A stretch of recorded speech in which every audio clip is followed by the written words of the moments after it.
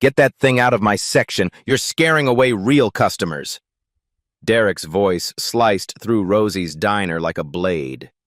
Tanya Harris, black waitress, 8 hours on her feet, $17 in tips, looked up from the counter. A girl in a wheelchair had just rolled through the door. Alone. Soaking wet.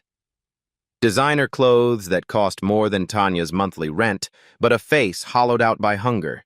Cheekbones like knife edges, eyes that had forgotten what safety meant. Sir, she's just a child. A child with a $3,000 wheelchair blocking my aisle. Derek sneered. Either she orders in 30 seconds or she's out. I don't run a charity for cripples. The girl flinched. Tanya's jaw tightened. In the corner booth behind a crumpled newspaper, a man in a cashmere coat stopped breathing. Jonathan Whitmore. Billionaire. Father. He'd spent 3 weeks and $2 million searching for his daughter. She was sitting 15 feet away. Starving. Derek stomped back toward the kitchen, his polished shoes clicking against the cracked linoleum, muttering something about welfare cases and people who don't belong here. Tanya stood frozen behind the counter, her tired eyes fixed on the girl in the wheelchair.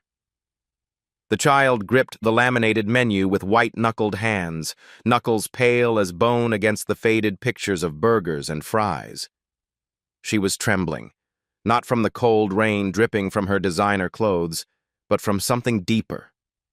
Fear. The kind of fear that burrows into your chest and makes a permanent home there. $17. That was everything Tanya had earned in 8 hours of smiling at customers who looked through her like she was invisible. 8 hours of yes, sir, and right away, ma'am, and pretending she didn't notice when they counted their change twice after she touched it. Rent was due Friday, $400. She was 83 short, and now she had exactly $17 to her name. $17 between her and the street. Between her and becoming another statistic. Another black woman who couldn't make it, couldn't keep her head above water, couldn't pull herself up by bootstraps she'd never been given. But this child. Something about those hollow eyes. Something about the way her thin shoulders curved inward, like she was trying to make herself smaller, like she was trying to disappear. Tanya knew that posture. She'd worn it herself once upon a time. In foster homes where she wasn't wanted, in group shelters where she learned to sleep with one eye open. In a world that had told her, over and over again, that she didn't matter. She walked over to the girl's table, slowly, carefully, like approaching a wounded bird that might fly away at any sudden movement, or worse, might be too broken to fly at all. "Hey, sweetheart." Her voice came out soft, warm, the voice she wished someone had used with her when she was young and scared and alone in a world that didn't care. "You waiting for someone?" The girl shook her head without looking up, eyes still fixed on the menu like it was written in a foreign language, still trembling. A droplet of rainwater fell from her hair onto the table. "What's your name?" Silence stretched between them. The fluorescent lights buzzed overhead, one of them flickering with an irregular rhythm that matched Tanya's nervous heartbeat. Outside, the rain hammered against the windows like it was trying to break through. Then, barely a whisper, so quiet Tanya had to lean in to hear. "Sophie." "That's a pretty name." Tanya slid into the booth across from her, ignoring the way Derek glared from across the room, his beady eyes promising retribution. "I'm Tanya. Listen, Sophie, my shift just ended, and honestly, I really hate eating alone. Gets lonely, you know? How about you pick whatever you want from that menu, anything at all. My treat." Sophie's head snapped up for the first time. Her eyes, God, those eyes, blue as a summer sky but clouded with pain no 12-year-old should ever know, filled with tears that spilled over immediately. "I can't pay you back," she whispered, her voice cracking on every word. "I don't have any money. I don't have anything." "Did I ask for money?" For a moment, neither of them moved. The diner noise faded into static, the clatter of dishes from the kitchen, the murmur of late-night conversations, the sizzle of something frying on Earl's grill. Just two strangers, suspended in a moment that would change everything. Then Sophie's lower lip trembled violently, and she looked back down at the menu like it might bite her if she stared too long. I don't know what to get. It's been so long since I chose something, since anyone let me choose. That sentence hit Tanya like a punch to the gut. Since anyone let me choose. Well, Tanya said, forcing her voice to stay light even as her heart broke. You look like a pancake girl to me, am I right? The smallest crack of a smile appeared on Sophie's gaunt face, like sunrise peeking through storm clouds. How did you know? Takes one to know one. Pancake girls recognize each other. Tanya turned and waved at Earl behind the counter, a gruff black man in his 60s with forearms like tree trunks and eyes that had seen too much of the world to be surprised by any of it. He raised one bushy eyebrow at the scene unfolding but said nothing. Just watched, assessed, made his own calculations. 2 orders of pancakes, Tanya called out, her voice steady despite the $17 burning a hole in her conscience. Extra butter, extra syrup, and the soup, the good chicken noodle, not the canned stuff, and the grilled cheese. Make it extra crispy, Earl, the way I like it. Earl's eyebrow climbed higher. That was more food than Tanya usually ordered in a week, more than she could afford in a month. He knew her situation, knew about the rent, the bills, the nursing exam she kept failing, the dreams that kept slipping through her fingers like water. But he didn't say a word, just fired up the grill and started cooking. Sophie ate like someone who hadn't seen food in days, maybe weeks.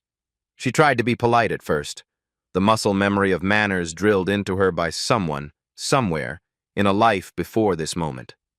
Small bites, napkin in her lap, chewing slowly, saying please and thank you in a voice that barely rose above a whisper. But hunger won. The body's primal need overwhelmed the mind's trained politeness. The pancakes disappeared in minutes, syrup dripping down her chin. The soup vanished in desperate slurping gulps. The grilled cheese didn't stand a chance. Tanya watched her eat, heart breaking into smaller and smaller pieces with every bite. Who did this to you, baby girl? Who starved you? Who broke you? And why? My mom used to make pancakes, Sophie said suddenly, between mouthfuls, syrup glistening on her lips. Every Sunday morning. She'd let me help flip them, even though I always made a mess. We'd laugh when they stuck to the ceiling.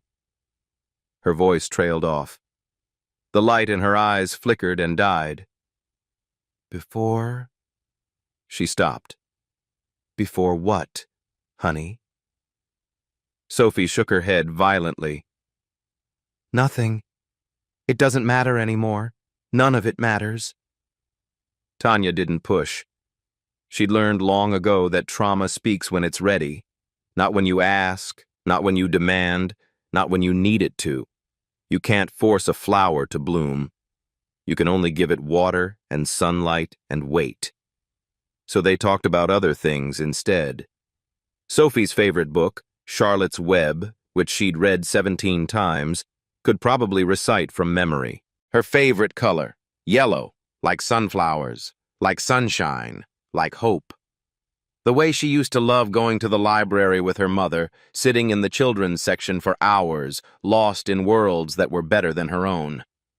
Tanya shared too. The nursing exam she kept failing by 2 points. So close she could taste it. So far it might as well be on the moon. The dream of helping people that felt further away every year. The way books were cheaper than therapy, and sometimes just as effective at keeping the darkness at bay. Sophie almost laughed at that. A real laugh, rusty from disuse but genuine. My mom used to say the same thing. Exactly that. In the corner booth, hidden behind his crumpled newspaper, Jonathan Whitmore hadn't moved a single muscle. His coffee had gone cold hours ago. The untouched pie on his plate had congealed into something unrecognizable. He didn't care. Couldn't care. Couldn't look away from the scene unfolding across the diner. 3 weeks. 3 weeks of private investigators delivering dead ends. 3 weeks of police reports that led nowhere. 3 weeks of sleepless nights staring at his daughter's empty bedroom. 3 weeks of desperate prayers to a God he wasn't sure he believed in anymore. 3 weeks of imagining the worst, his daughter dead in a ditch, kidnapped by strangers, sold into something unspeakable, gone forever. And here she was, alive, eating pancakes, being fed by a black waitress in a stained apron who clearly couldn't afford the meal she was buying. A woman counting out crumpled bills and loose change, giving away everything she had for a child she'd never met. Jonathan watched Tanya hand her tips to Earl without a moment's hesitation. All $17, mostly singles and scattered coins. Watched her push the bigger portion of everything toward Sophie. Watched her listen, truly listen, as his daughter talked about Elizabeth, his late wife, the woman he'd loved, the woman he'd failed to protect, the daughter he'd failed even worse. Tears streamed down Jonathan's face, hidden behind the newspaper. He wiped them away with the back of his hand, but they kept coming. Wouldn't stop. Didn't want to stop. Who is this woman? This stranger? This waitress? This nobody? At least by the world's brutal standards. No fancy degree on her wall, no powerful connections in her phone, no safety net beneath her feet. She had nothing. Absolutely nothing. And she was giving it all away to a child who needed it more. Tanya's apartment was small, really small. A studio that had probably been a storage closet in a past life, with a kitchenette that barely fit a person and a bathroom door that didn't quite close. But it was clean, meticulously clean. Books everywhere. Nursing textbooks stacked on the floor, library novels on the windowsill, a worn Bible on the nightstand. The only decoration was a faded photograph of a woman who looked like Tanya, 20 years older and twice as tired. "It's not much," Tanya said, wheeling Sophie inside. "But it's perfect," Sophie whispered. She wasn't looking at the peeling wallpaper or the second-hand furniture. She was looking at the books, at the warmth, at the way the lamp cast soft shadows instead of harsh fluorescent light. "You have so many books." "Cheaper than therapy," Tanya smiled. "And sometimes better." Sophie almost laughed. "My mom used to say that too." Tanya made up the couch with her only spare blanket, a thin thing she'd had since college, and heated up the last can of soup in her pantry. She gave Sophie the bigger portion, didn't even think about it. They sat together in comfortable silence. Then Sophie fell asleep, exhausted, safe for the first time in weeks. Tanya didn't sleep. She sat in the chair by the window, watching the girl breathe, wondering what kind of monster let a child go hungry. At 3 a.m., Sophie screamed. Tanya was at her side in seconds. "Don't lock the door, please. I'm sorry. I'll be good. Please don't lock me in the dark." Sophie thrashed, tangled in the blanket, eyes squeezed shut against nightmares Tanya couldn't see. "Sophie. Sophie, honey, wake up. You're safe. You're safe." It took 5 minutes for the screaming to stop. Another 10 for the shaking. When Sophie finally opened her eyes, they were empty, hollow, like she'd gone somewhere far away and hadn't come all the way back. "She wouldn't let me eat," Sophie whispered. "Said I was too expensive. Said I was a burden. Said I made her look bad in front of her friends." Tanya's jaw tightened. "Who, baby? Who did this?" "Not my dad." Sophie's voice cracked. "He doesn't know. He travels all the time. It's her, his new wife. Victoria." The name hung in the air like poison. "She locks me in my room when guests come over. Says she's embarrassed to have a cripple in the family. Sometimes she doesn't feed me for days. She says if I tell my dad, she'll convince him I'm lying, and he'll believe her. He always believes her.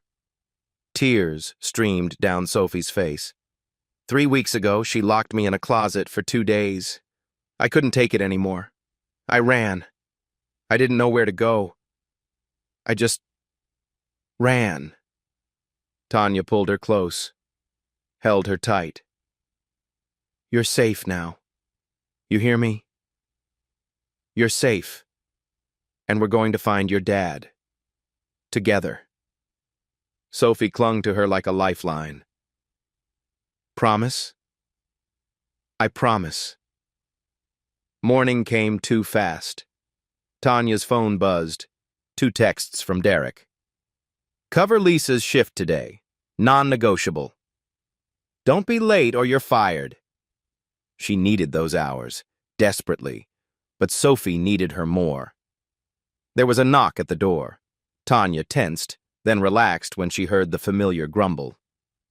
Tanya, it's Brennan. Rent's due Friday. Don't forget. Mr. Brennan, the landlord, never missed a reminder. Won't forget, Tanya called back, her voice steady even though her stomach was churning.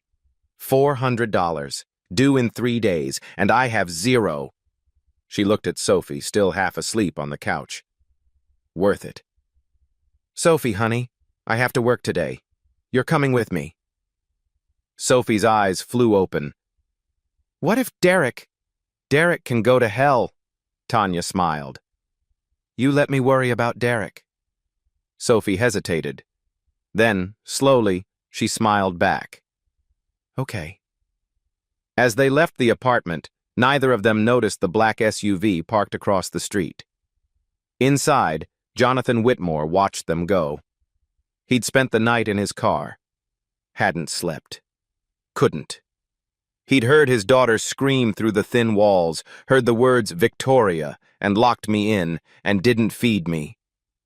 His hands shook with rage, with guilt, with the devastating realization of what he'd allowed to happen. Victoria. His wife. The woman he'd trusted with his daughter's life. I'll destroy her. But first, he needed to meet the woman who'd saved his child. The black waitress with $17 and a heart bigger than his entire fortune. Rosie's diner was absolutely slammed by 11 a.m. Saturday morning meant hungover college students, exhausted parents with screaming kids, and lost tourists who'd taken a wrong turn somewhere and ended up in this forgotten corner of Ohio. The breakfast rush had become a breakfast avalanche. Tanya moved through the controlled chaos like a woman possessed, refilling coffee cups before customers could ask, taking orders while balancing 3 plates, deflecting Derek's poisonous glares with practiced indifference. Her feet screamed in protest, her back ached, but she kept moving, kept smiling, kept invisible. Sophie sat in the corner booth, the one with the torn vinyl seat and the wobbly table leg, trying to make herself as small as possible, trying to be invisible too. She'd gotten good at invisible over the past 3 years. It was safer that way. She helped fold napkins and sort menus, keeping busy, keeping useful, keeping out of trouble, the way Victoria had trained her. Earl noticed her from behind the counter, noticed the way her thin hands moved mechanically, noticed the way she flinched whenever Derek walked past, noticed everything. He brought her a plate of scrambled eggs, crispy bacon, and buttered toast without being asked, just slid it across the table with a grunt and a raised eyebrow. Can't have skinny kids sitting in my diner, he grumbled, not meeting her eyes. Bad for business. Eat. Sophie looked up at him. This gruff, intimidating man with hands like baseball mitts and a scowl that could curdle milk.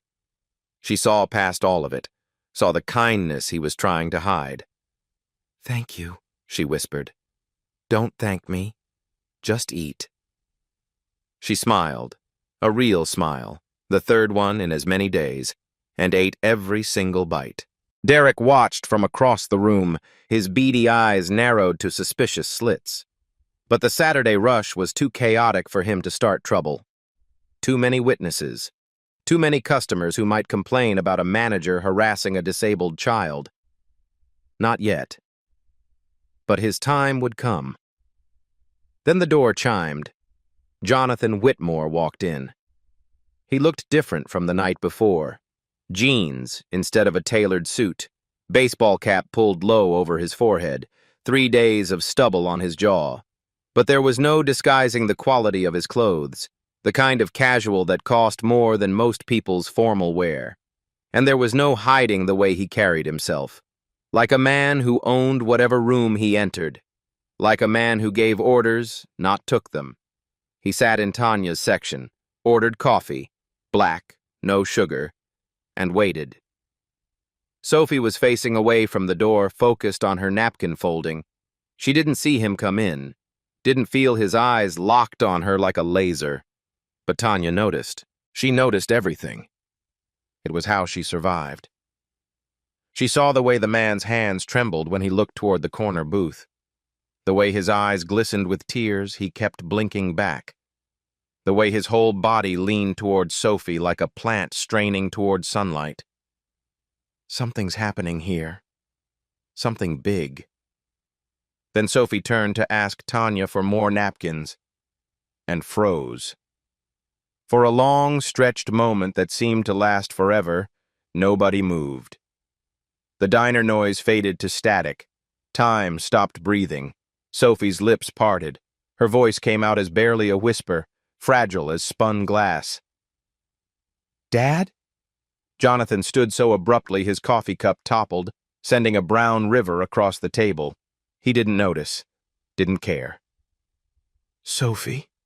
His voice broke on her name, shattered into 1,000 pieces. "Baby girl, I'm here. I found you. I'm so sorry. I'm so sorry." Sophie's face crumpled, not in fear, but in overwhelming relief, in desperate, disbelieving love.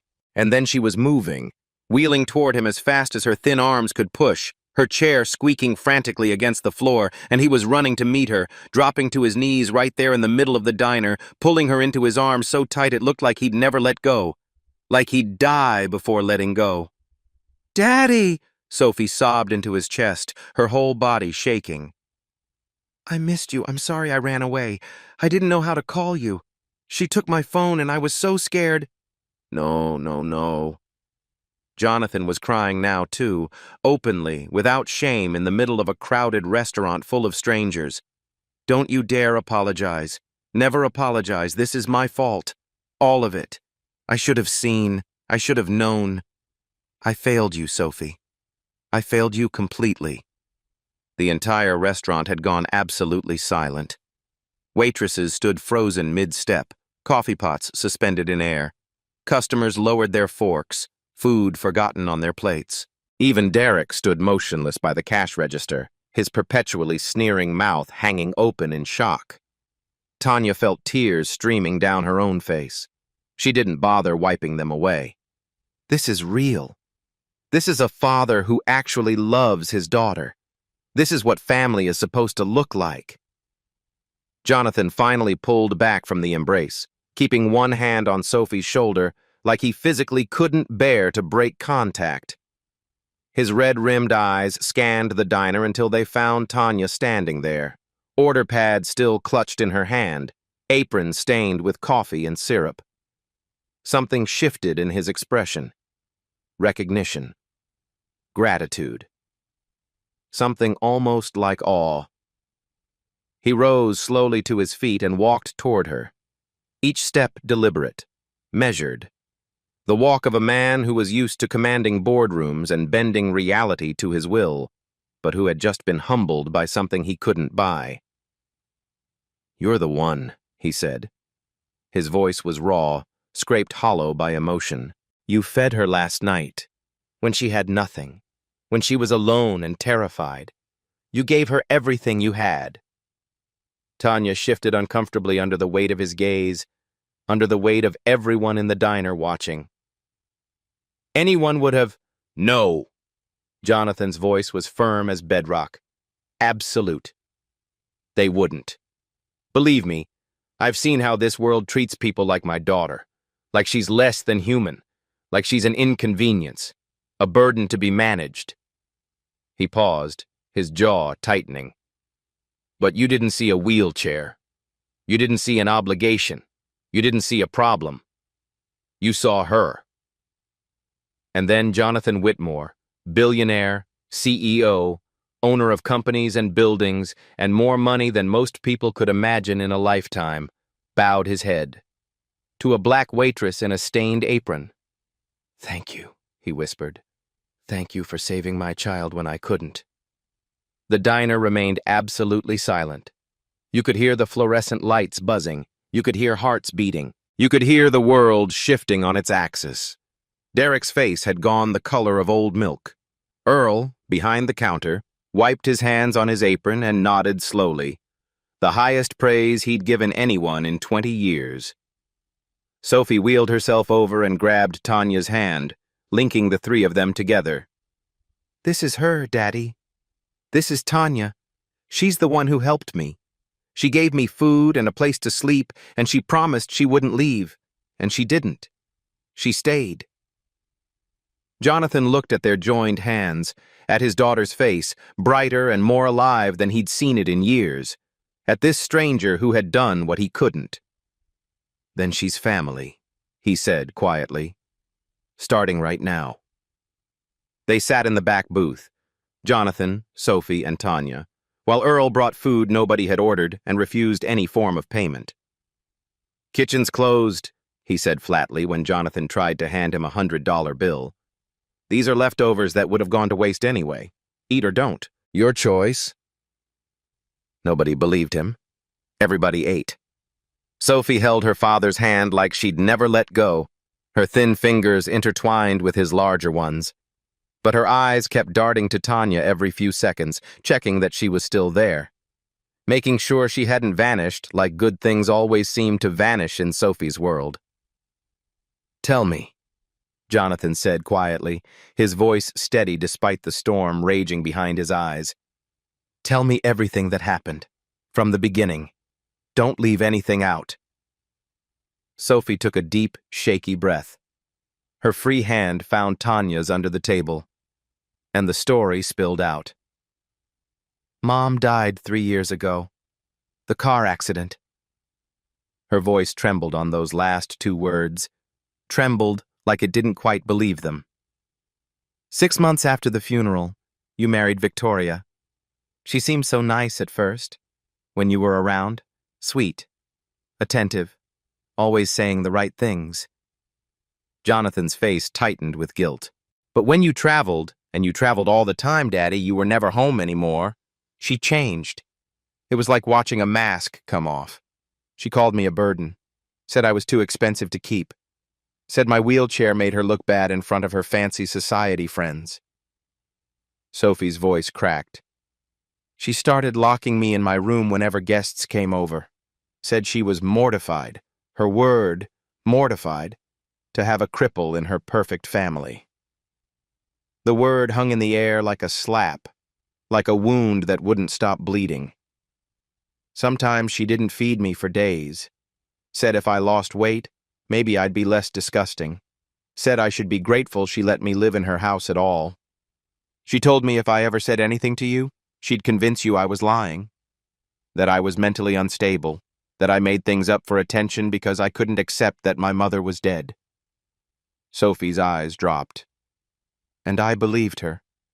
I believed you'd choose her over me, because everyone always chooses her. She's beautiful and charming and perfect, and I'm just broken." Jonathan made a sound like a wounded animal, raw, primal, anguished. "Sophie, 3 weeks ago she locked me in a closet for 2 days straight. No food, no water, no light, just darkness and walls and my own screaming that nobody could hear." Sophie's hands shook violently. "When she finally unlocked the door, she said I'd brought it on myself, that I needed to learn my place. I knew then. I knew if I didn't leave, I'd die in that house, so I ran. I didn't know where I was going. I just knew anywhere was better than there." Silence settled over the table like ash after an explosion. Jonathan's face had gone from pale to red to something beyond description. His hands were clenched so tight his knuckles had turned white. "Why?" he said, his voice barely controlled, shaking with the effort of not screaming. Didn't you tell me? I tried.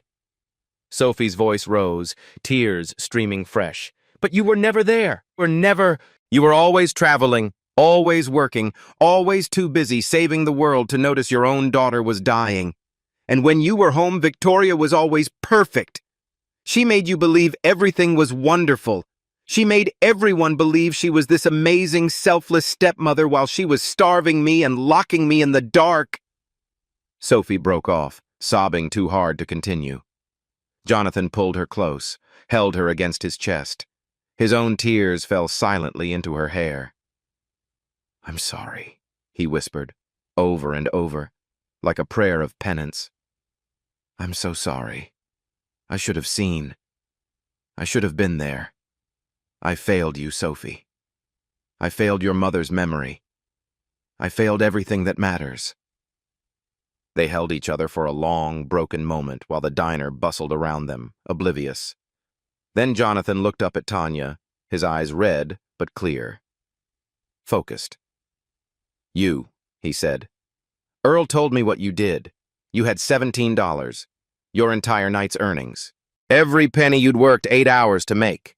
And you spent it all on a stranger's child without hesitation, without expecting anything in return." Tanya shifted in her seat, deeply uncomfortable with the intensity of his attention. She was hungry. "I know what hungry feels like. I grew up hungry." "I know." Jonathan's gaze was piercing but not unkind. "I had you investigated this morning, not to threaten you, never that. To understand who you are." Tanya stiffened. Her walls went up instantly. "You aged out of foster care at 18 with nothing but the clothes on your back," Jonathan continued. "Worked 3 jobs simultaneously to finish high school while your classmates worried about prom dates. Put yourself through community college 1 class at a time, paying cash, never taking a single loan. Now you're studying for your nursing certification, failing by 2 points every time, but you keep trying. You keep showing up. You keep refusing to quit." Tanya's jaw tightened. "Is there a point to all this?" "Yes." Jonathan leaned forward slightly. "The point is that you had every reason in the world to walk past my daughter last night. Every reason to protect what little you have. Every reason to be bitter, selfish, and hard. Because God knows this world has given you nothing but reasons to be all of those things." He paused, letting the words land. "But you didn't walk past. You sat down. You fed her. You took her home to your tiny apartment. You kept her safe when no one else would." His voice dropped. "I have $4.5 billion, Miss Harris. I spent $2 million in 3 weeks looking for Sophie. I hired the best private investigators money could buy, and you know who actually found her? Who actually saved her?" Tanya said nothing. "A black waitress with $17 and a heart bigger than my entire net worth." Sophie squeezed Tanya's hand hard under the table. Jonathan reached into his jacket pocket and pulled out a leather-bound checkbook. "I want to write you a check, whatever amount you want. 100,000, 1,000,000. Name your price." Tanya shook her head before he even finished the sentence. "No." Jonathan blinked. "Excuse me?" "I said no." Tanya's voice was iron. "I didn't help Sophie for money. I didn't do it for a reward or a payoff or whatever this is. I did it because she was hungry and scared and alone, and I could do something about it. That's it. That's the whole reason. I don't want your check." For a long moment, Jonathan just stared at her. Then slowly, a genuine smile spread across his exhausted face. "You really are something else, Miss Harris." "Tanya, just Tanya." "All right, Tanya. Then let me help in other ways. Your rent is due Friday.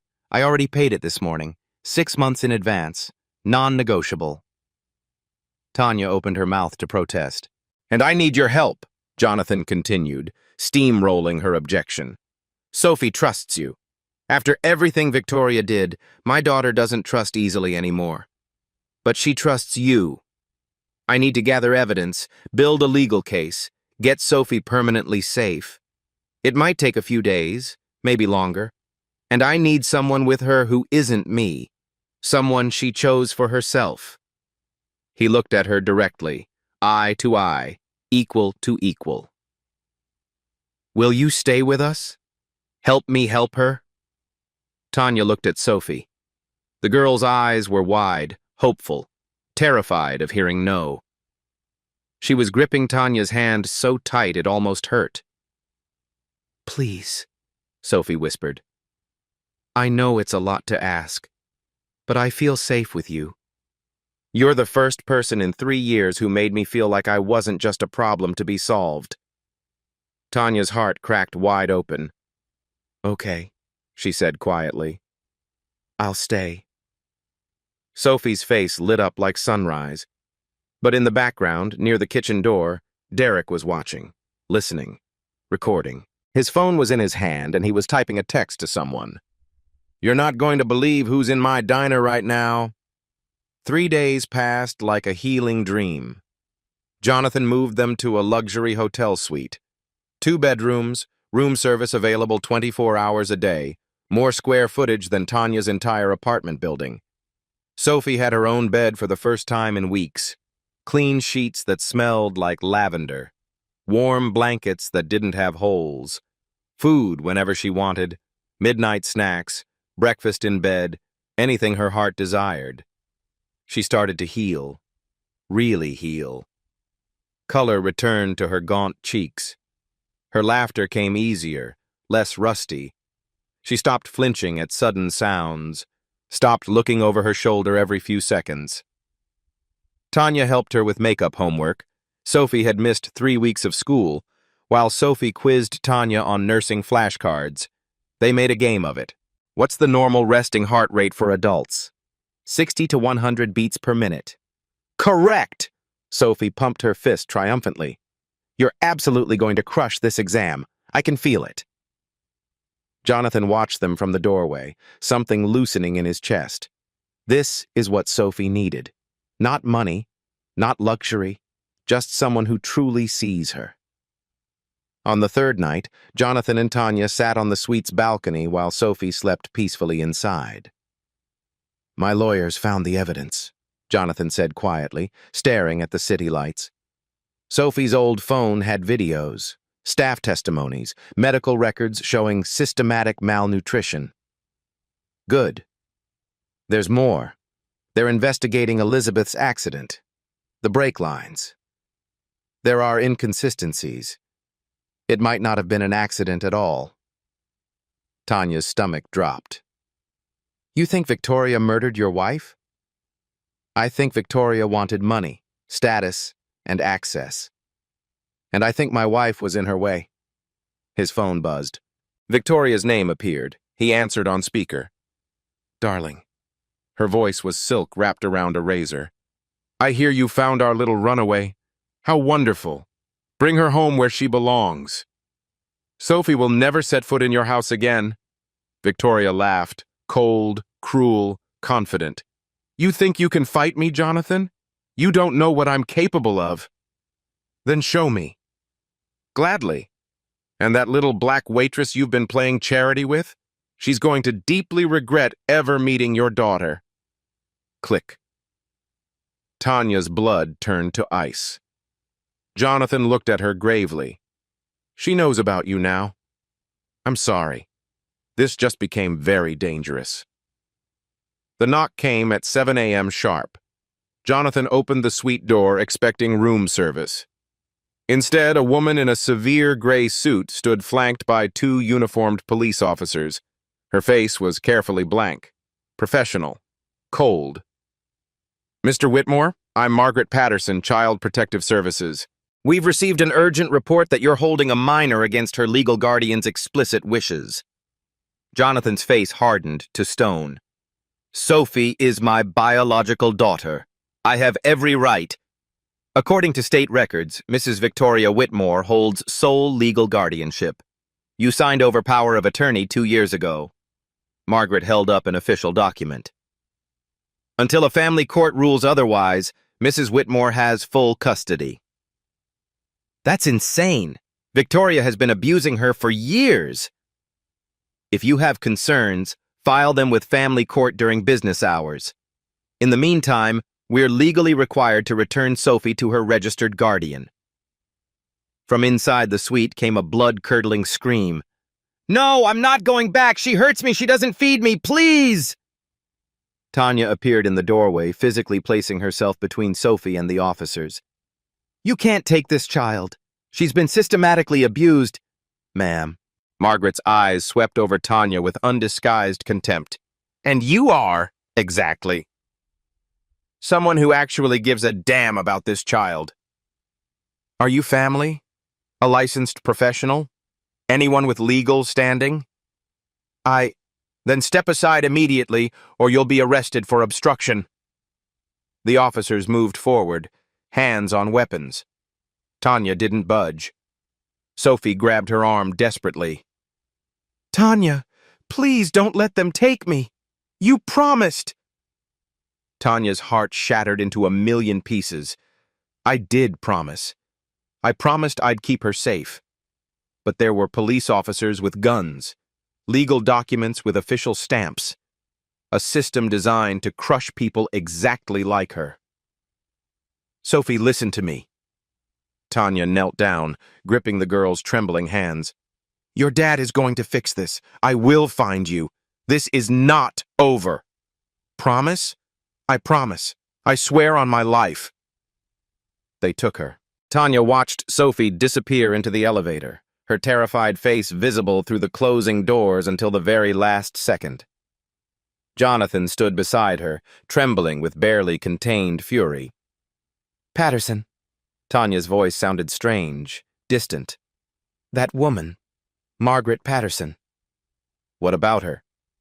"Sophie told me Victoria's maiden name was Hartley, and she has a sister named Margaret." Jonathan went completely still. "Margaret Patterson. Margaret Hartley." Tanya turned to face him. "That CPS worker is Victoria's sister." All color drained from Jonathan's face. "It's an inside job. Sophie never had a chance." 4 hours later, Tanya's world collapsed completely. She returned to the diner to collect her belongings. Derek was waiting at the entrance, smirking. Behind him, police.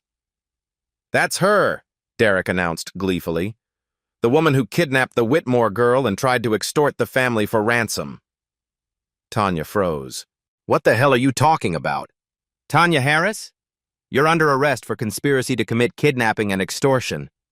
"I didn't kidnap anyone. Her father—" "You have the right to remain silent."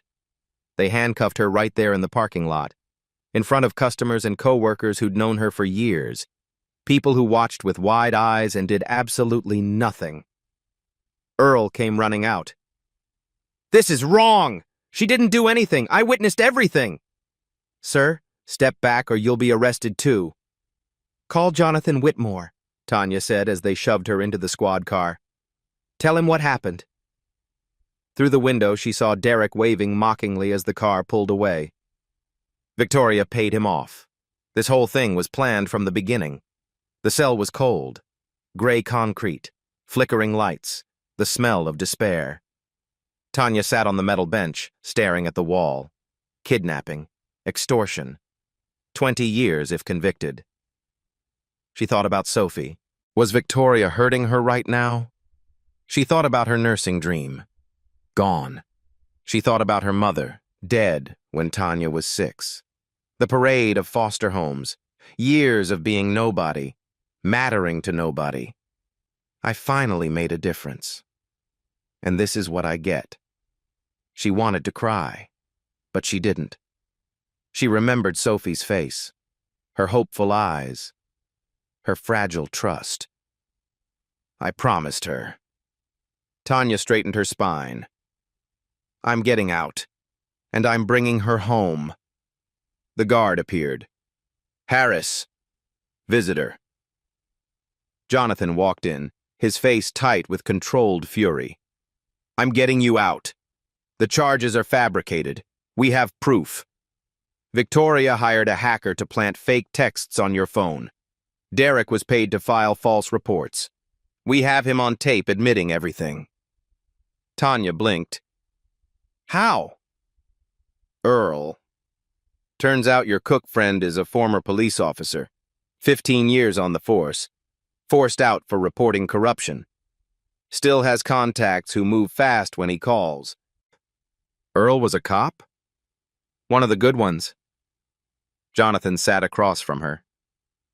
He believes in you. So do I. So does Sophie. How is she? Jonathan's jaw tightened. Victoria has her. But the evidence we've gathered is overwhelming. Emergency custody hearing tomorrow. I need to be there. That's why I'm here. Sophie needs to see your face when she testifies. Tanya nodded. Get me out. Let's end this. Earl's apartment looked like a detective's fever dream. Papers everywhere. Photographs connected by colored string on a massive corkboard. Coffee cups scattered across every surface. A battered laptop running multiple searches. Jonathan and Tanya arrived at midnight. Sit down, Earl grumbled without looking up. We got work to do. Tanya stared at this transformed version of the gruff cook she thought she knew. Earl, you didn't have to do all this. Yeah, I did. He finally met her eyes. Spent 15 years watching the system destroy good people. Got fired for trying to stop it. When I saw you with that little girl, giving her everything you had, I knew you were worth fighting for. He tapped a key. A video appeared on screen. Derek in a bar, talking to someone off camera. The Whitmore woman paid me $5 grand. All I had to do was make one phone call. Said the waitress kidnapped the kid, demanded ransom. Easy money. Didn't that seem wrong to you? Derek laughed, an ugly sound. That black girl thought she was something special, helping rich people. Someone needed to put her back in her place. Tanya's stomach churned with rage. That clears you completely, Earl said. But there's more. He pulled up financial records. Victoria's been siphoning from Sophie's trust fund. Small amounts at first, testing the waters. Last year, $500,000, and it's accelerating.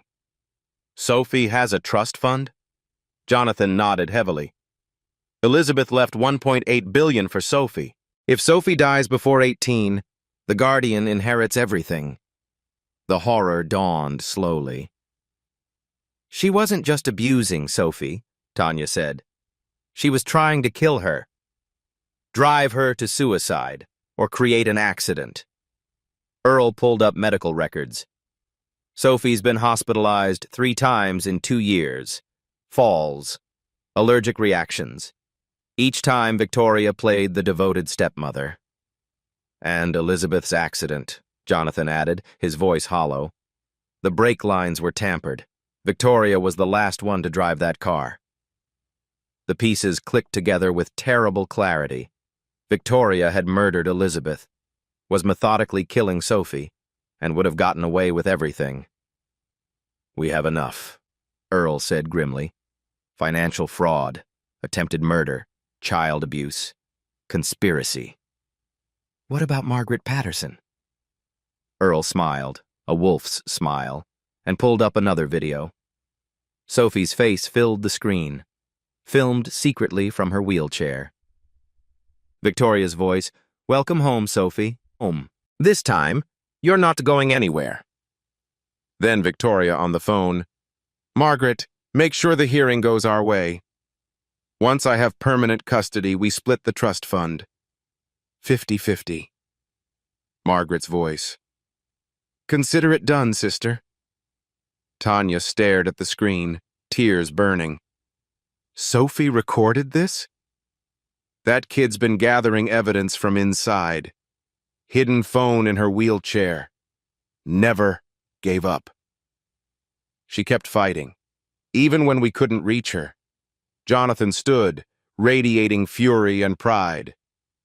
Tomorrow, family court. We end this forever. The courtroom was packed. Press filled the back rows. The story had exploded overnight. Billionaire's daughter abused by stepmother. Heroic waitress framed. CPS corruption. Social media was on fire. Victoria sat at the defendant's table, impeccably dressed, a perfect mask of wounded innocence. Margaret Patterson sat behind her, stone-faced. Sophie, thin, pale, trembling, was wheeled in by a court officer. When she saw Tanya, her whole face transformed. "Tanya!" Tanya smiled through her tears and mouthed, "I'm here. I'm not leaving." Sophie's shoulders relaxed slightly. The judge, an older black woman with sharp eyes and zero tolerance for nonsense, called the proceedings to order. "This is an emergency custody hearing. Mr. Whitmore alleges severe abuse by Mrs. Victoria Whitmore. Mrs. Whitmore denies all allegations. Let's hear evidence." Jonathan's lawyer went first. Sophie's videos played on the courtroom monitors, Victoria threatening her, discussing bribery with Margaret, planning to steal the trust fund. The courtroom gasped audibly. Victoria's lawyer objected repeatedly, doctored evidence, coerced testimony, but the objections fell flat. Then came the financial records, medical records, staff testimonies, then the bombshell. Jonathan's investigator took the stand. "We examined Mrs. Elizabeth Whitmore's vehicle. The brake lines were professionally tampered. Victoria Whitmore purchased specialized tools 2 weeks before the accident." Security footage played. Victoria buying brake line equipment, looking directly at the camera, smiling. The courtroom erupted. Victoria's mask cracked. Sophie raised her hand. "Your Honor, I'd like to say something." The judge considered. "The court recognizes Sophie Whitmore." Victoria's lawyer jumped up. "The child has clearly been coached." "Sit down." The judge's voice could have cut steel. "Sophie, you may speak." Sophie wheeled herself to the center of the room. Her hands shook violently. She looked at Tanya. Tanya nodded, tears streaming. "You can do this." Sophie took a deep breath. "I have more evidence. Videos from the last 3 days. I recorded everything." She held up the hidden phone. The new videos played. Victoria, thinking she was alone with Sophie. "You stupid little cripple. Did you think your father could save you? Did you think that Black Waitress actually cared? Nobody wants you, Sophie. You should have died instead of your mother." Dead silence. Victoria lunged to her feet. "That's manipulated. That child is a liar." "Order!" But Victoria kept screaming. "This is a conspiracy. My husband and that waitress, that nobody. Bailiff!" Officers approached with handcuffs ready. Sophie's voice cut through the chaos like a blade. "One more video from last night." Victoria on the phone. "Margaret? Once I have custody, the trust fund is ours. The brat won't survive the year. I'll make absolutely sure of it." Complete silence. Margaret Patterson went white as paper. She stood to flee. "Officers, detain Ms. Patterson immediately." Victoria's lawyer sat down heavily. It was over. "Mrs. Victoria Whitmore, you are immediately stripped of all guardianship rights. You will be remanded into custody pending investigation of child abuse, financial fraud, and conspiracy to commit murder." Victoria screamed, "You can't do this! Do you know who I am?" "I know exactly who you are. Bailiff, remove her." They dragged Victoria out in handcuffs, still screaming. Margaret was arrested next to her sister. Sophie sat in the middle of the courtroom, trembling. Jonathan rushed to her side, but Sophie only had eyes for Tanya. "Tanya." Tanya walked forward, knelt beside Sophie's wheelchair. "You did it," she whispered. "You brave, incredible girl. You saved yourself." Sophie shook her head fiercely. "I saved myself because you saved me first. That night at the diner, when you fed me, when you took me home, when you promised you'd never give up. That's when I knew I could fight. Because someone finally believed I was worth fighting for." Tanya pulled her into a fierce hug. Jonathan joined them. Billionaire, waitress, child, holding each other while cameras flashed. "Family isn't blood. It's who shows up, who stays, who fights. Outside, Jonathan faced the wall of press cameras. My daughter was saved today. Not by my money, not by lawyers. She was saved by a woman named Tanya Harris, a black waitress who had $17 to her name and gave every single penny to feed a hungry child she'd never met. He looked at Tanya standing with Sophie. Kindness isn't currency, but it reveals who's truly wealthy. And by that measure, Tanya Harris is the richest person I've ever known. The crowd erupted in applause. 1 week later. Jonathan's new house wasn't a mansion. It was a home. 4 bedrooms, a big warm kitchen, a backyard Sophie was already planning to fill with bright yellow sunflowers. Mom's favorite, she explained, sketching designs on napkins. Yellow everywhere. Tanya stood in the living room, still not quite believing any of this was real. You wanted to talk to me? Jonathan nodded. Please, sit. She sat. He remained standing, looking uncharacteristically nervous. I want to give you something. Jonathan, I already told you. I know. You don't want money. He almost smiled. So I'm not giving you money. I'm making an investment. He handed her an envelope. Inside, a letter on thick, official stationery. Ohio State University School of Nursing. Full scholarship. Tanya's hands trembled so badly she almost dropped it. I spoke to the dean personally, explained your situation, your scores, your history, your character. She agreed you deserve this. Not charity, recognition of who you already are. Tanya couldn't speak, couldn't breathe. You're going to be a nurse, Tanya. You're going to help thousands of people, because you earned it, not because I bought it. Tears spilled down her cheeks. I don't know what to say. Say yes. Sophie burst through the door. She'd been eavesdropping from the hallway, fooling absolutely no one. Say yes, Tanya, please, please, please. Tanya laughed through her tears. Yes, okay, yes. Sophie cheered and wheeled herself straight into Tanya's arms.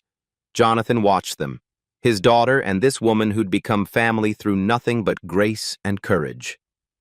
The hollow feeling that had lived in his chest since Elizabeth died began, finally, to ease. This is what healing looks like. Earl arrived an hour later, carrying 4 pies and grumbling about traffic. Didn't know if you rich people kept real food in the house. Earl! Sophie hugged him fiercely. You came! Course I came. Someone's got to keep you people from burning the kitchen down. They sat around the table together. Billionaire, waitress, cook, and child, eating pie, drinking coffee, laughing at nothing and everything. Like family. Sophie pulled out the worn flashcards. Okay, Tanya. Nursing exam in 2 weeks. We're starting now. Tanya groaned dramatically. You're a tyrant. You're going to pass. I know it. How are you so sure? Sophie smiled. A real smile, full and bright. Because you're you, and you never give up. Jonathan leaned back, watching them, smiling. For the first time in 3 years, his house felt like home.